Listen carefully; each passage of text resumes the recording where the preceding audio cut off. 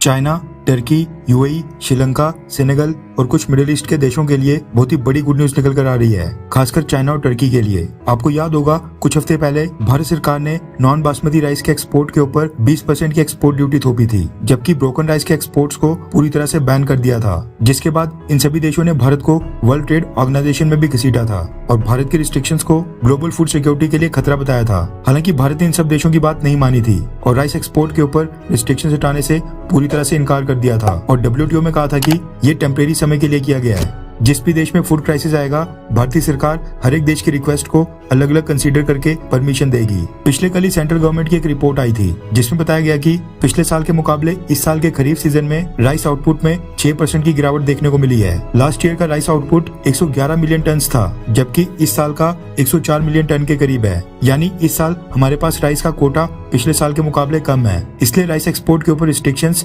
काफी ज्यादा इंपॉर्टेंट हो गई थी। लेकिन दिक्कत ये आ रही थी कि राइस एक्सपोर्ट बैन और एक्सपोर्ट ड्यूटी थोपने के बाद 11 लाख टन राइस इंडिया के पोर्ट्स के ऊपर रुक गया था। टर्की, श्रीलंका, बर्लिन, यूएई और कुछ मिडिल ईस्ट के देश हैं, उनका कहना है कि उन्होंने ये ऑर्डर्स काफी पहले प्लेस किए थे, इसलिए वो अचानक से 20% की एक्सपोर्ट ड्यूटी भारतीय सरकार को पे नहीं करेंगे। 11 लाख में से 7.5 lakh ton normal raw white rice था, जबकि 3.5 lakh ton broken rice ports के ऊपर पड़ा हुआ था। All India rice exporter association का कहना है कि क्योंकि ये देश एक्सपोर्ट ड्यूटी पे करने से मना कर रहे हैं, इसलिए उन्होंने भी राइस की शिपमेंट्स को शिप्स के ऊपर लोड करना बंद कर दिया है। अब पोर्ट के ऊपर पड़े पड़े इस राइस को पेस्ट लगने और सड़ने के चांसेस काफी ज्यादा बढ़ गए थे। वहीं टर्की, श्रीलंका, यूएई और मिडिल ईस्ट के देशों के ट्रेडर्स, उनका कहना है कि राइस बिजनेस में मार्जिन काफी कम होता है, इसलिए 20% की एक्सपोर्ट ड्यूटी काफी ज्यादा है, जिसके चलते वो इसको पे नहीं करेंगे। भारत के एक्सपोर्टर्स ने इस राइस को पोर्ट तक पहुंचाने के लिए ऑलरेडी कई सारी पेमेंट्स कर ली हैं और अगर इस राइस को दोबारा से पोर्ट से डोमेस्टिक मार्केट तक वापस लाया गया तो सारे चार्जेस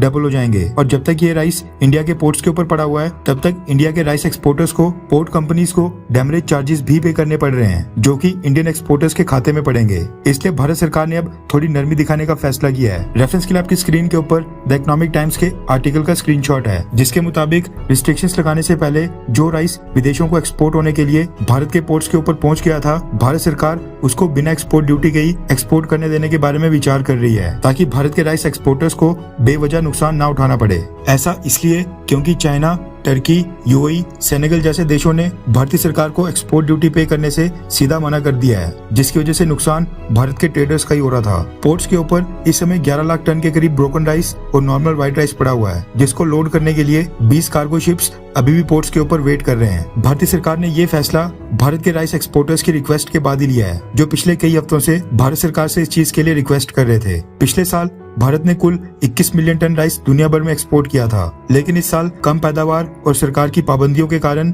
मात्र 10 मिलियन टन राइस ही एक्सपोर्ट हो पाएगा। यानी इंडिया के जो राइस एक्सपोर्टर्स हैं, उनकी कमाई 40 से 50% कम होगी। राइस एक्सपोर्टर्स के लिए ये बहुत ही राहत की खबर है और भारतीय सरकार कभी भी इसका ऐलान कर सकती है। वहीं टर्की, चाइना, यूएई, श्रीलंका और सेनेगल जैसे देश भी अब इसके बाद थोड़ी राहत की सांस ले सकेंगे।